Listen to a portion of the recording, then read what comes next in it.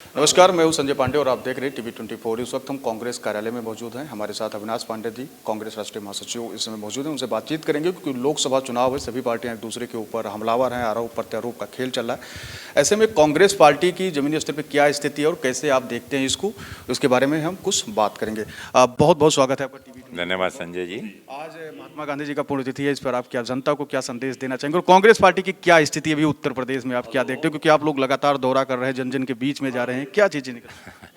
देखिए, राष्ट्रपिता महात्मा गांधी जी की आज पुण्यतिथि जो है, ये आज के वर्तमान परिप्रेक्ष्य में और भी महत्वपूर्ण है उनका संदेश। इन्हीं संदेशों के लिए विचारधारा की लड़ाई है, जहाँ पर एक गांधी जी की विचारधारा और एक गोडसे जी की विचारधारा। और आप गौर करेंगे कि ये गांधी जी को शारीरिक रूप से उनकी हत्या नहीं बल्कि उनके विचारों की हत्या करने का प्रयत्न किया था, लेकिन उनकी अलख, उनकी ज्योति आज लेकर माननीय राहुल गांधी जी पूरे देश के भ्रमण पर निकले हैं। और कोशिश यही है कि देश की जनता को आज की इस भ्रामक परिस्थिति से उभारें। एक जन जागरण का कार्यक्रम निकला हुआ है। पूरे उत्तर प्रदेश में कांग्रेस का कार्यकर्ता आज अपने ब्लॉकों से 844 ब्लॉकों से निकलकर और 75 जिला मुख्यालयों पर पहुंचा है, और यही संदेश लेकर कि जिस उद्देश्य को लेकर राहुल गांधी जी देश में एकता, अखंडता, हमारे संविधान को मजबूत करने के लिए, हमारे लोकतंत्र को बचाने के लिए जो संकल्प लेकर निकले हैं, उसमें देश की जनता को शामिल करें। जिस प्रकार से राहुल गांधी जी की यात्रा को असम में रोका गया, हेमंत बिस्वा शर्मा वहाँ से मुख्यमंत्री हैं और उनके काफिले पर हमला किया गया, मंदिर जाने से रोका गया। एक तरफ बीजेपी कह रही है कि भारत जोड़ो यात्रा बिल्कुल निष्फल है, किसी काम के लायक नहीं है, कोई मतलब नहीं है, जनता के बीच में जाने उसका कोई मतलब नहीं है, फिर भी उनके काफिले के ऊपर हमला हो रहा है।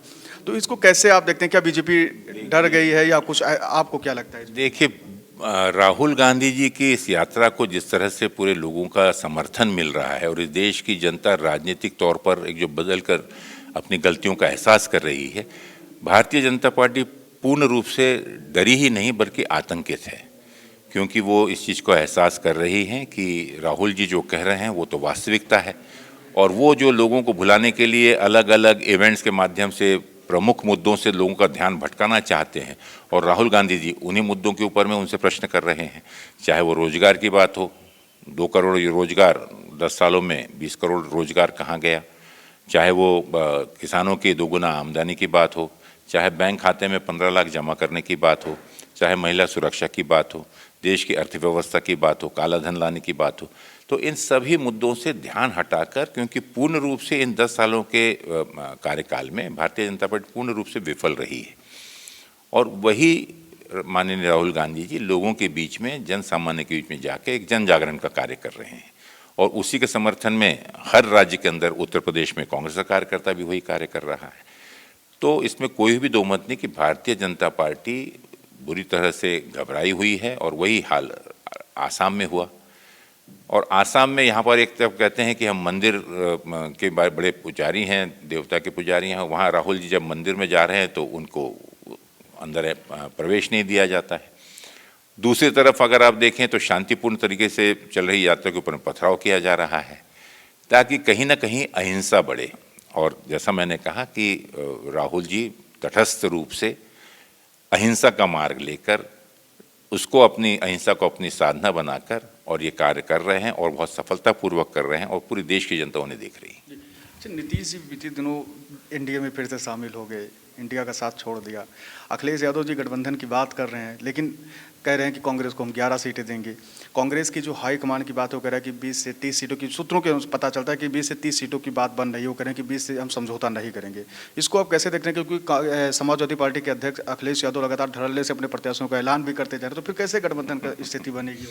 नहीं, ऐसा नहीं है। माननीय अखिलेश जी भी इस चर्चा में पूर्ण रूप से सम्मिलित हैं, और एक समन्वय और आपसी समझौते के साथ में चर्चाएं शुरू हैं। सकारात्मक है चर्चाएं, कोई संख्या या किसी नाम पर अभी तक कोई चर्चा नहीं हुई है।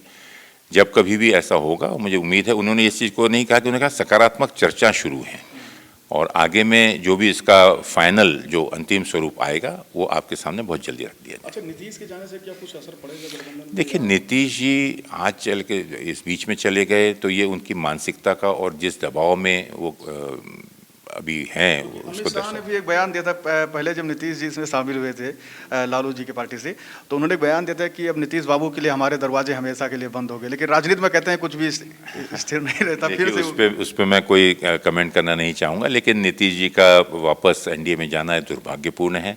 लेकिन स्थिति जहाँ तक इंडिया गठबंधन की है, इसमें जो लोग हैं वो संकल्पित रूप से और कटिबद्धता के साथ में भारतीय जनता पार्टी का मुकाबला करने का संकल्प लेकर उतरे हुए हैं।